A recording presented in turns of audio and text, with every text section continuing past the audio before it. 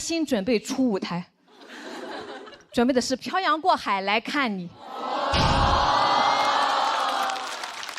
我和南瓜的定情曲。哦，这是我的暖宝宝，不是卫生巾啊。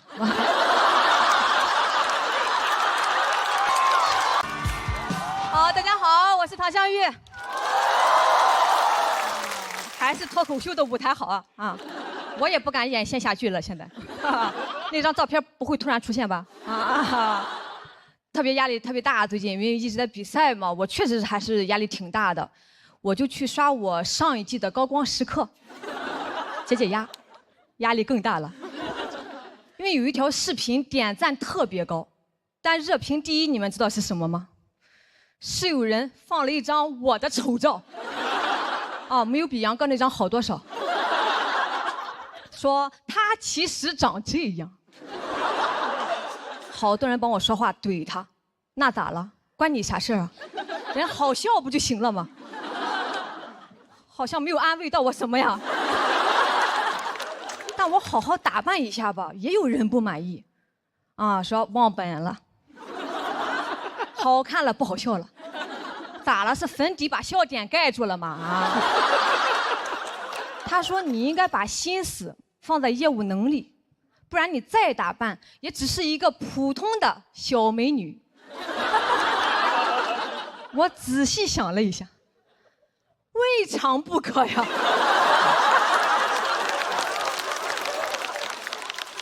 这有啥不满足的呢？以后再说我先叫我小美女唐湘玉，你个小美女。没有，我没有这么洒脱。谁能保证可以一直好笑呢？我肯定会越来越美的呀。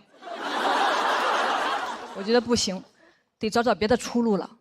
我就想办法去报名了今年的浪姐。啥呀？我又没去。啥呀？去面试了啊，面得非常好，表演了一段唱跳。导演说我太好笑了，又问我还有什么优势，我说我愿意照顾别人，情绪稳定，情商高。侯佩岑你们知道吧？难分伯仲啊。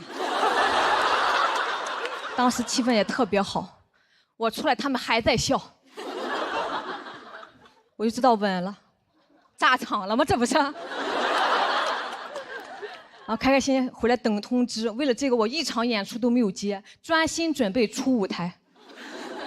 准备的是漂洋过海来看你。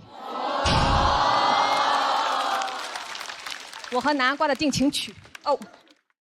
这是我的暖宝宝，不是卫生巾啊。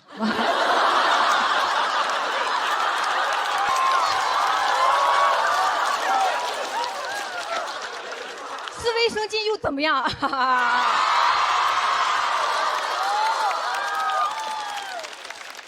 拿在手里了啊！南瓜不要担心我，我能挺住。就漂洋过海来看你。南瓜当时还说呢，说最近咋没见到你呀？我心想你以后更见不到我了，我要去浪了，漂洋过海来看我吧。相当膨胀，甚至爱奇艺咱们节目第2季，人来问我的时候，我还说那个先等一等吧，我最近喜欢吃芒果。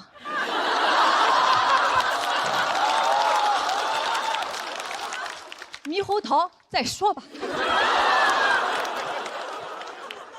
直到有一天，我刷到了一个营销号，我有点坐不住了。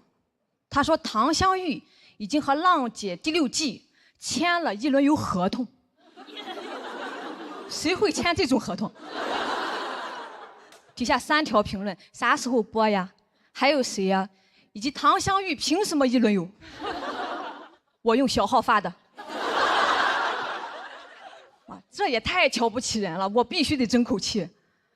我花了4000块钱，专门请了一个舞蹈老师，好好学了一段，把视频发到网上。网友的评论很抽象，说我跳舞有口音。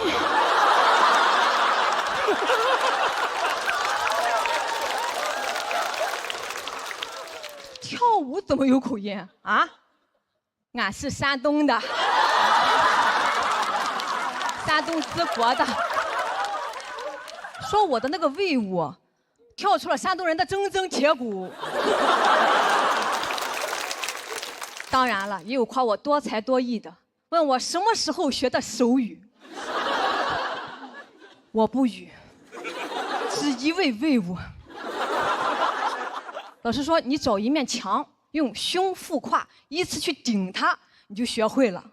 我做了几个，怎么说呢？快爬上去了。不是魏武，是壁虎。你说这可怎么办呀？肯定选不上了。老师说选上了可怎么办呀？不会还找我吧？啊？你这边笑的也太过分了，纯嘲笑呀！我只能安慰自己啊，我说哎，就算咱这方面确实是有不足，但万一呢？万一人家就是需要一个废物。成长线才好看嘛，那谁想看那种上来就唱得好跳得好的呀？你想看吗？想。小点声吧，小点声吧啊！别再说话了啊！一直忐忑的等到了大年初8，我刷到了路透，人家已经开始录了，都快1公了，我还在村里吃席呢。一轮游不是得去吗？但我的判断也不是完全错的，至少佩岑姐选上了。心里很失落的还是就好想被人坚定的选择呀。我想了想，我很少被坚定的选择。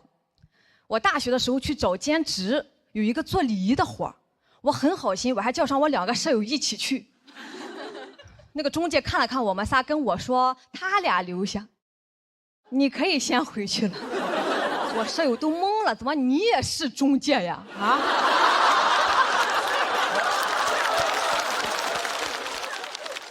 我想起小学的时候选秧歌队，选上了的站前边扭正经的，选不上的也不是不正经啊，就跟在后边搞气氛，演师徒4人虾兵蟹将啥的。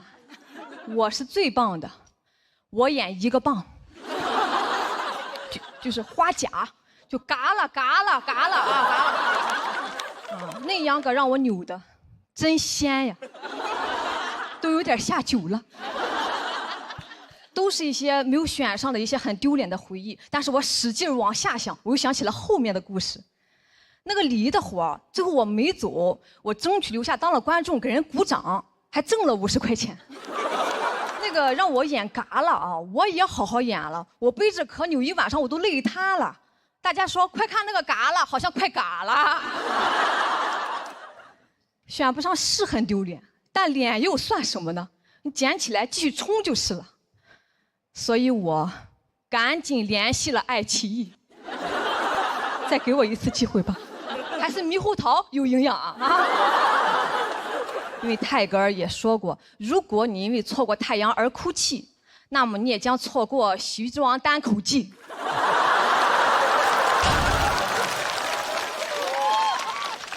多好呀，至少游到第2轮了。我就是这样，有一点希望我都不会放弃，我就是要挣扎，风浪再大我也要威武一下。好，谢谢大家，谢谢，谢谢唐湘玉的表演。喜欢他这段表演的观众朋友，千万不要忘记为他投票。投票倒计时，最后3秒钟，请锁票。再次谢谢湘玉。这既然中间聊到了这个乘风破浪的话题，咱问问佩岑姐，觉得这有希望吗？我觉得唐湘玉是大美女，大美女。谢谢。那我猜你没有选上，就说明你跳的太好了。就是我压根儿不会跳，我觉得。你看我47岁才选上，你还没满40岁，对不对？再等等。你满了40岁那年，再等7年，一定能选上。对啊，好，有盼头就行，有盼，我这个人就需要一个奔头就行了。也不一定真的能去，因为我确实是各方面能力还非常欠缺，我就是勇敢的去面试了一下，咱就探索一下咱们的那个边界嘛。其实我一直以来就很喜欢听唐湘玉的脱口秀，就是我觉得她有那个自然的，有时候你会好像等着脱口秀的人要抛一个梗，可是我觉得她自然上去，你就很喜爱她，你就知道她说什么，你都想对着她笑。大家好，我是唐湘玉。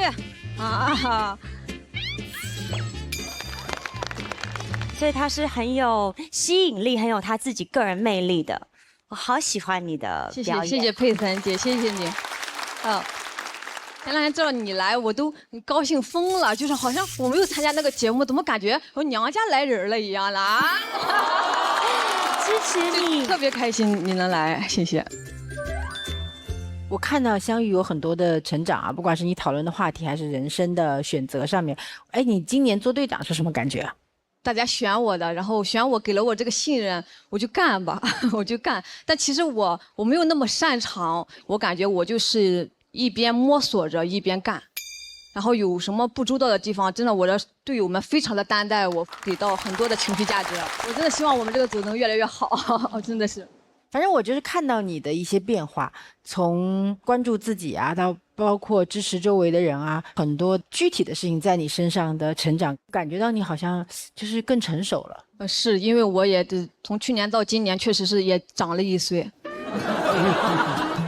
我是觉得听您刚才这篇就感觉您现在生活上其实挺幸福的，您也不一定特别想去浪姐。芒果的老师们在看吗？就是我非常想去，但是同时呢，猕猴桃的老师们在看吗？都在。我也非常想留在西单。弄一果切，你这个。我只是觉得就是您在这里头就好像不是特明朗，就是您那意思就是说说了跟大家分享了一个最近的近况。是，其实我是想让我自己什么都写。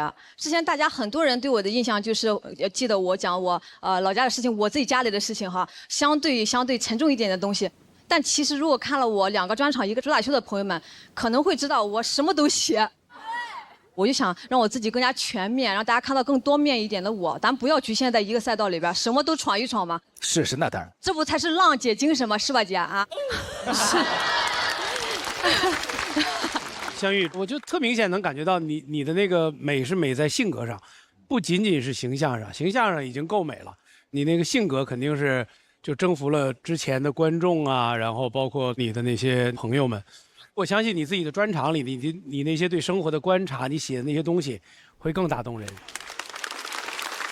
就我们说那个打内的包袱有时候特别响，尤其是你跟队友啊、跟导演组这沟通当中，因为大家有共同前提，所以特别容易有一个好的结果。但是要警惕这个东西，警惕你身边有这样的人。好，谢谢马老师，谢谢您的建议，谢谢您，谢谢。其实我刚上来的时候，我就感觉这个他好像有点要掉，我就有点那个担忧了。但他掉下来了，我反而放心了，没事儿，没怎么影响到我。香玉啊，泰戈尔还说过一句，人 wave 的时候要记得用 vivo S30拍张照，因为啊，快乐你就要 vivo live。快看那儿，那 vivo 正拍你呢。这照片太棒了，谁拍谁是自信的嘎啦。我们也把蒙恩请回舞台中央。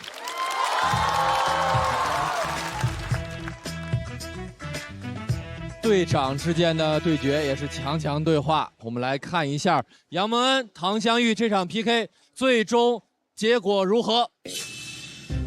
我压杨蒙恩，你压杨蒙恩，我也压蒙恩，唐湘玉吧，杨蒙，唐姐，蒙恩。杨蒙恩是非常令人敬佩的，他演那个提头的那个，非常像美国单口的那种表演。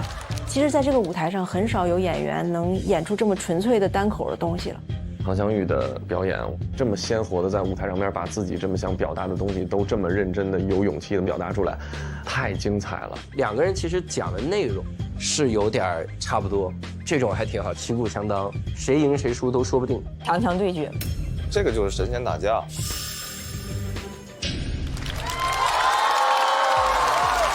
我们首先恭喜唐湘玉185票成功晋级，请前往晋级区。我对于这场 PK 一直是非常紧张，因为杨蒙恩老师是我非常喜欢的一位老师，然后我看他很多的段子，所以说我能跟你 PK 一场，我特别荣幸。是。警惕你身边有我这种粉丝啊！然后我还有一句话是想说给猕猴桃的我们喜单的节目组说的，就是虽然我的段子里边会调侃，就是想去别的节目什么的。这个节目组也挺有幽默感的，他们听得出来什么是段子。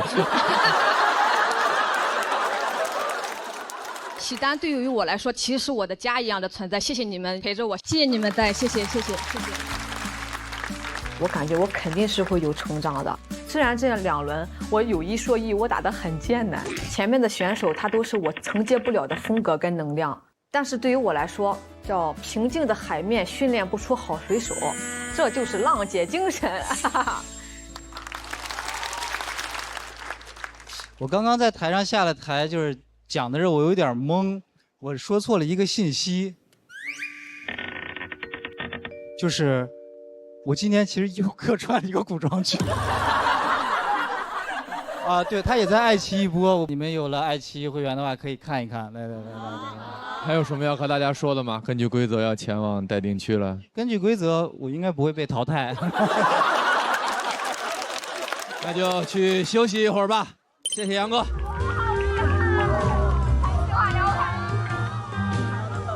加油！哎呀，待定区的朋友们也要警惕啊！你身边要有这样的人来了。来，教主，咱们来迎接杨蒙恩，终于把他摁到这儿来了。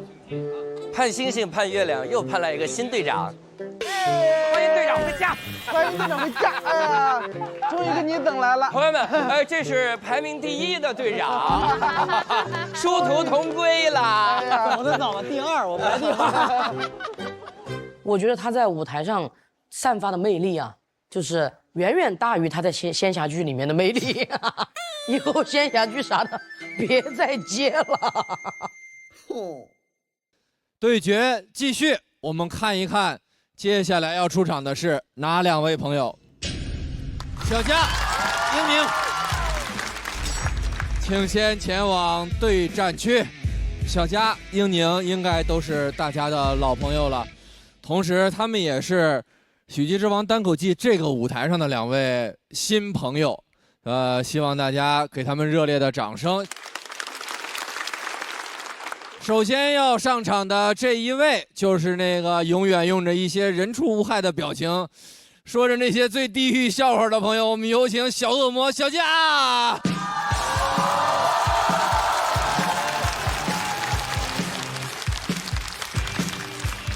大家好，我小佳。我这几年呢，养成了一个不良爱好，喝酒。对，当然我不是因为喝酒才这样的，好吧？我小脑健全的好吗？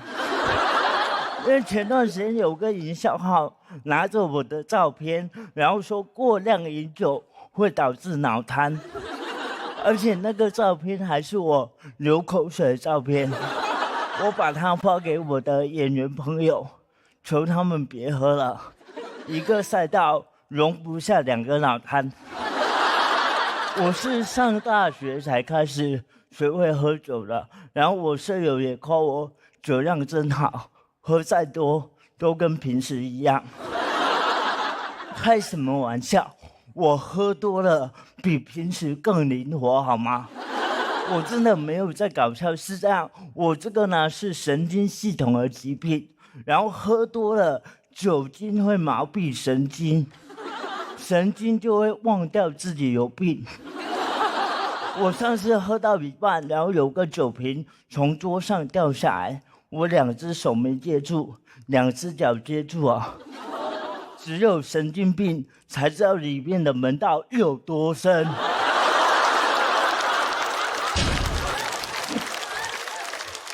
我朋友也惊呆了，他说：“你是不是再多喝点就能把病治好？”我第一次去酒吧是我舍友带我去的，我对酒吧是有刻板印象的。我刚进去还很紧张，总感觉里面的所有人都会打我。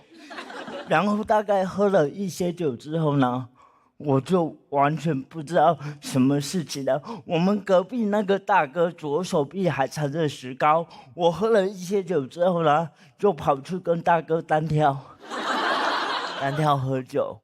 大哥说：“你干嘛的？”我说：“没看出来吗？老子练体育的。”大哥说：“你是不是被铅球砸成这样了？”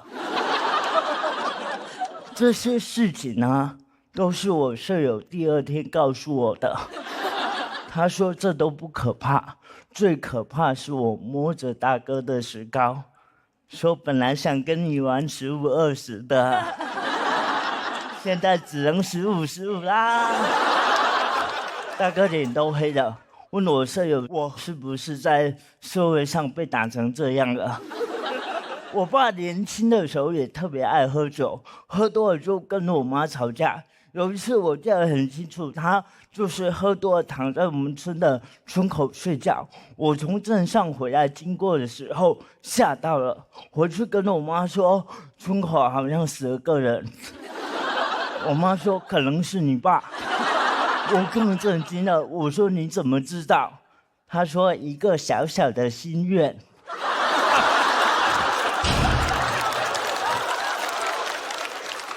我说妈，别这样说，也太不吉利了。她说我是真的担心你爸喝酒会伤身体，而且我给他买了很多保险，受益人都写的是你的名字。从那之后，我跟我爸喝酒都不知道怎么说敬酒词，我不能说恭喜发财，感觉怪怪的，更不敢说爸走一个。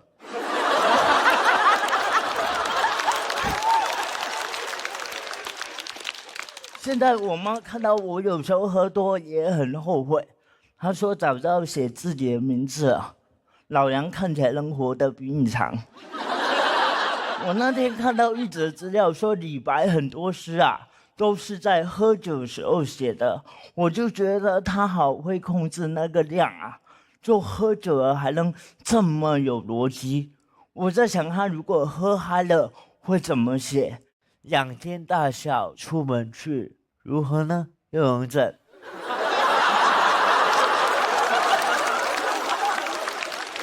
我知道这个梗很尴尬，但是朋友们，你不觉得这样写更显得李白很洒脱吗？我今年年前的时候有个体检，医生说我身体有个酒精代谢酶，比别人还要好。说简单来说就是我很能喝。医生说你身体很好哦，外面看不出来而已。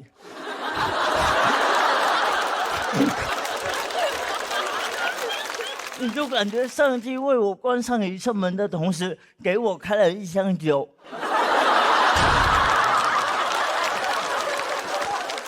然后说喝吧，喝多了就能走直线。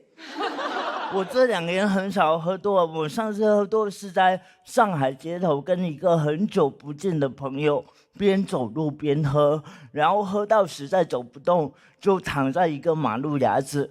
我突然理解了那年躺在村口的我爸，这次死了2个人。我很感慨，我觉得长大之后很多事情都变了，我就觉得很感慨。然后我看着我朋友，我说欲买桂花同载酒，终不是少年游。我朋友沉默，他说你说的对，我们去买点桂花酒吧。谢谢大家。谢谢小佳，喜欢小佳这段表演的朋友，千万不要忘记为他投票。投票倒计时，最后3秒钟，请锁票。再次谢谢小佳。这个也是一个新，应该是个新鲜的话题吧？你好像之前没跟大家聊过。对，没说过。现在上台前是不是有点，就是包括整个过程中有一点紧，还是？我感觉有一点紧张，但可能是累的啊。其实我还蛮喜欢你聊这个话题的，就是喝酒的这个东西啊，我觉得我能感受到小佳身上的一些侠气。我特别喜欢那句，就是上帝给你关上了一扇门，但是给了你一箱酒。我觉得这个就是心里的那种豪气的感觉，我特别喜欢这个状态。然后我好像还没有跟小佳喝过酒吧？对，我们可以找机会喝一下啊。OK， 没问题。我是觉得，因为其实我身边好多都是歌手朋友们，平时喜欢喝点酒，但我拍戏的时候我不会喝的，就是我要在现场保证很清醒。但我其实很羡慕那些个能边喝酒就边把事儿干了的人。人家说那个李白，这个作诗，王羲之写这个帖，好多不也都是喝大了之后就怼咕出来的吗？人家都能怼咕出来，我怎么怼咕不出来呢？特别羡慕，所以我听到你这我也挺感慨，挺好的。首先我要谢谢小佳啊，我这个化妆间收到了您送的那个书。哦，谢谢马老师，感谢，哎，回去拜读啊。这个，哎呀，尤其是你的这个话题让我有点想念李诞，你知道吗？哦，他还在。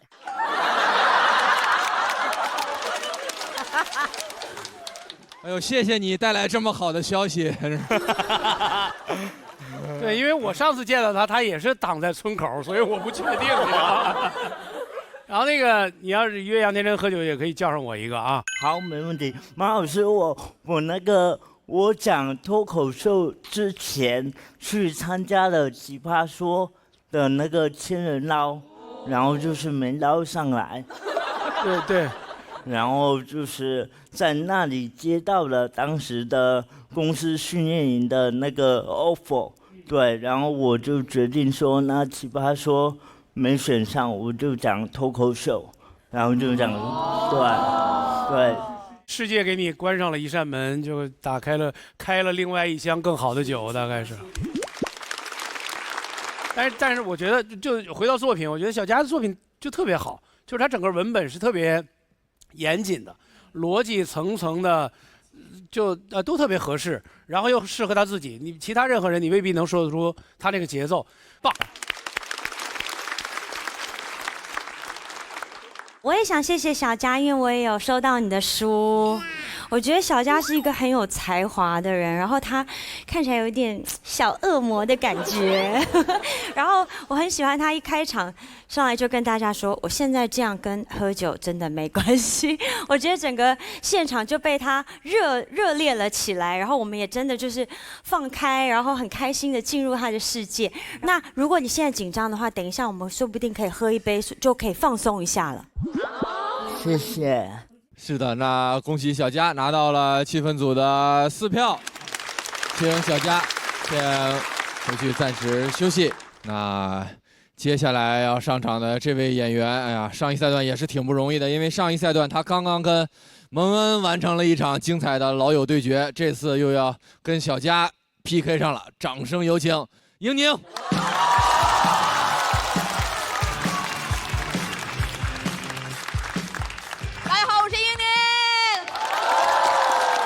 哎，哈哈，我呢是一个东北女人，巧了，我妈也是。她的人生信条就4个字：不服就干。只要我一不服，她就干我。小的时候让我长个儿，让我长个大个儿。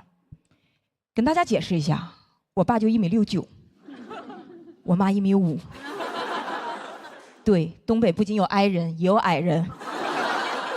但是他呢，希望我长到1.75米，每天让我拽单杠。大家现在看出来，我这个个儿还是1.6米，个儿没怎么长，但是我这个胳膊呀，我1.6米的个儿，但我的臂展是1.65米。小时候做课间操，老师说大臂向前看，结果啪就插人嘎叽窝里了。老师说 spring 就啪扇出去2个嘴巴子，伸手就打笑脸人。不瞒大家，我这个胳膊伸手就是2.1米，也没什么用。唯一的用处就是走在路上看到那种突然想空气投篮的那种男生，先上去给他一个盖帽。有时真的想想啊，这个故事真的挺讽刺的，因为大家想想，胳膊是什么位置？胳膊是人体骨骼当中唯一跟身高没有关系的部位。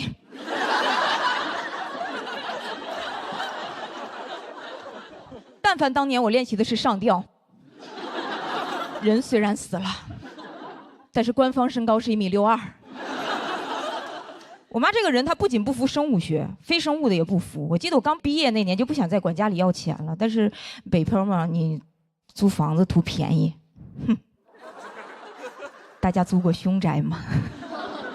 没有想到吧，这里还有死亡话题。当时那个中介还跟我说呢，说女士，您现在站在窗户边的这个位置，就是上一个住户跳下去的位置。我当时把我吓死了，我说难怪便宜呢啊，遇上了跳楼价了。我妈一听什么凶宅，根本不服，说妈觉得这个房子它应该不是一个凶宅，因为那个人站在这儿的时候还是活着的。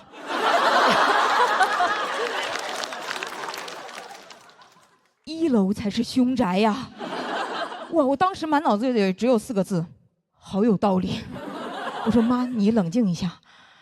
我是说，假如说那个大哥他以后想回家来看看的话，应该不会只回1楼吧？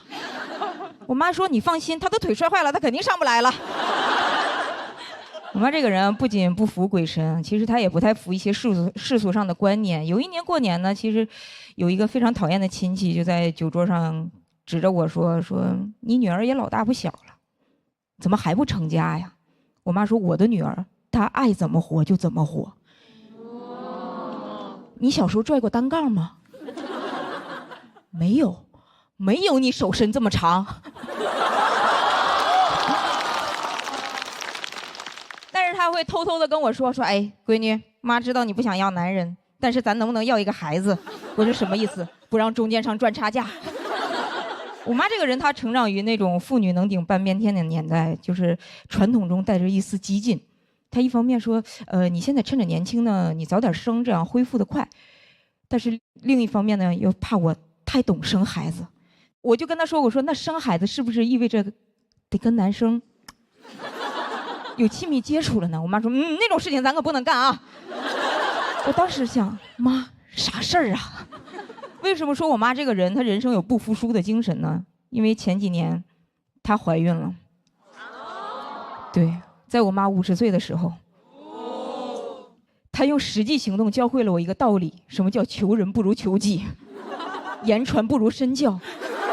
然后我当时我也不知道怎么回答她，我总不能说，哎妈，那种事情咱可不能干呀。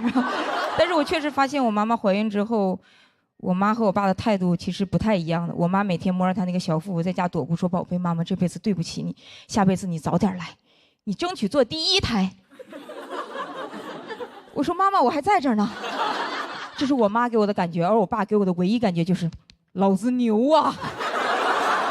哇，真的是男人至死是少年呀。有时候我看他俩这个状态，我就觉得3胎这个事儿啊，不应该只鼓励年轻人了，是吧？也把他们拉入到这个阵营来。口号我都想好了，就叫与其催自己的孩子生，不如生出自己的孩子。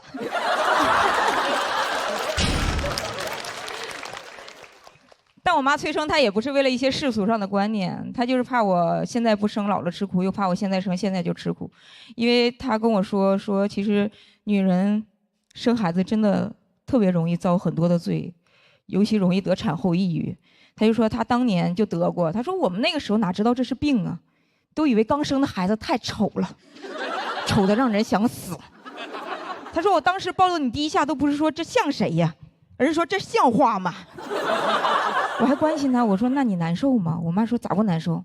当时周围的阿姨天天就想跳楼。我说那你呢？他说我还行，我就是想把你扔下楼。我说妈，你是不是那个时候就想过1楼才是凶宅？我妈确实就这么一路不服，一路硬扛，走到了今天。她前年退休了，现在呢，每天在家健身，已经拥有了4块腹肌，然后现在每天在学英语，准备在备考雅思。就像所有突然失业的年轻人一样。